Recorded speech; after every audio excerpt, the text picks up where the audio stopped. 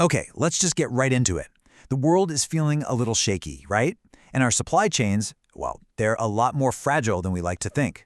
So today, we're not going to focus on the bad news. Instead, we're going to talk about a plan, a really practical, powerful plan for building your own food supply, even if all you've got is a tiny balcony, a windowsill, or just a little patch of dirt.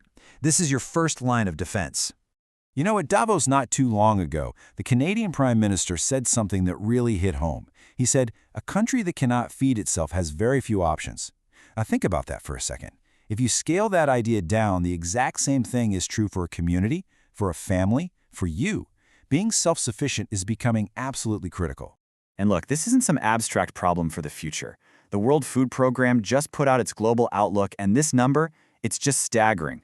This year, 318 million people are expected to face an acute food crisis. I mean, that's double what it was before the pandemic.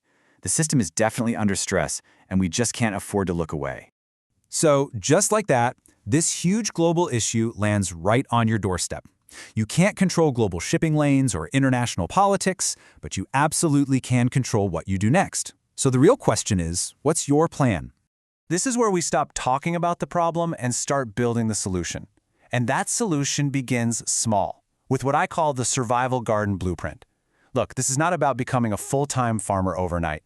It's about being strategic, because real food security, the kind you can actually count on when the store shelves are looking bare, it really does start at home. And let me be perfectly clear, you do not need acres of land for this. What you need is a smart plan, one that's designed to get the most out of every single square inch you've got. So we're going to break down the specific, high-impact plants that are the foundation of this plan.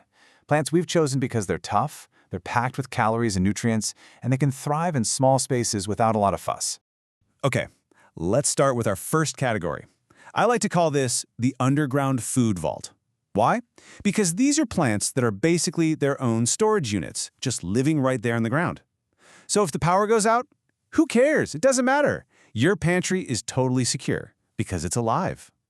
And the number one plant in our vault is cassava. Seriously, if there's one hidden weapon to have in a food crisis, this is it. It's an absolute powerhouse of calories and resilience, and honestly, it's a cornerstone for any serious food security plan. So let's break down why this is such a game changer. First, the in-ground storage. You can literally leave it in the ground for over a year and just dig up what you need when you need it. It's like having a living safe in your backyard. Then, it grows in terrible soil. Rocky, dry, you name it, places where other plants just give up. And finally, it packs a serious caloric punch, providing crucial energy when it matters most. Okay, so what about that one spot in your yard that's always a swamp? You know the place where nothing ever seems to grow? Well, that's not a problem anymore. That's actually the perfect spot for taro.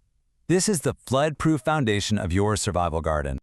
Taro is just incredible because it turns useless, marginal land into a productive food source. While other plants are rotting because they're too wet, taro is loving it. It's also more filling than rice because its energy is released more slowly, which is a huge deal when your next meal isn't guaranteed. And just like cassava, you harvest it as you need it. Hey, there's a reason this plant has been a lifesaver for people for thousands of years. All right, so we've got our in-ground pantry sorted. Now what? We need crops that we can harvest, bring inside, and just stick on a shelf for the long haul. We're talking no electricity, no complicated canning, just reliable food that can outlast any crisis. And that's where a true classic survivor comes in, corn. It's not just something you eat today, it's a food source that, once you let it dry on the stalk, can be stored for years, giving you a rock-solid stockpile of carbs. Now, its storage ability is amazing, but here's the real genius of corn, its versatility. You have to understand, in a long-term crisis, food fatigue is a very real thing. But with corn, you're not stuck eating the same thing every day.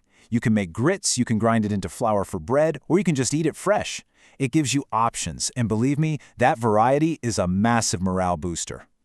Next up, we've got a plant that isn't just a vegetable, it's more like a whole food system that stores itself. I'm talking about the humble pumpkin, a true all-in-one larder. This is a perfect example of getting maximum efficiency from one single plant. First, the fruit itself. It can just sit on a cool, dry shelf for months, some types for up to a year. Then, inside, you've got the seeds, which are a powerhouse of protein and healthy fats. And get this, a lot of people don't even know that the young leaves and shoots are totally edible. They're a fantastic source of greens. So one seed gives you 3 totally different food sources. So we have our long-term calories, our pantry staples, but what do you eat right now? What do you eat while you're waiting for those bigger crops to mature? This is where your rapid response team comes in, the fast-growing nutrient producers. And the undisputed champion in this category has to be the sweet potato. Why? It's all about speed. You can get a harvest in as little as 3 months. And it does double duty. You get the potatoes underground, and you also get a continuous supply of nutritious leafy greens from the top. Plus, you can easily grow new plants from slips, and those vines, they're perfect for vertical gardening, up a trellis or a fence. You don't need a lot of ground space at all. Okay, so let's quickly put this strategy together. Think of it like this. On one side, you have your underground vault. That's your long-term savings account for calories. You harvest it when you need it. On the other side is your fast-yield garden. That's your checking account, your immediate supply of vitamins and minerals that keeps you going while you wait for the big stuff to grow. To be truly prepared, you really need both. Now, there is one plant that's so incredible, it almost deserves its own category. The World Health Organization gave it a nickname that pretty much tells you everything you need to know. They called it the miracle tree. We're talking about moringa. Just look at these numbers. This isn't just a food. It's basically a living multivitamin you can grow in a big pot on a sunny balcony. We're talking 7 times the vitamin C of oranges, 4 times the calcium of milk, and twice the protein of yogurt. In a crisis where fresh produce and dairy might just vanish, this tree is your nutritional insurance policy. And finally, let's talk about the kitchen arsenal. Just think about it for a second. When prices go crazy, what are the first things that become unaffordable? Tomatoes, chilies, simple greens. Growing these in repurposed buckets or a vertical planter secures more than just nutrients. It secures flavor. It secures a sense of normalcy. You can even keep things like kangkang going just from cuttings and a glass of water on your windowsill. This is about securing your mental peace, a resource you can't afford to run out of. Okay, I know this might feel like a huge project, but starting is incredibly simple. So here it is, your mission for this weekend. Just 4 steps.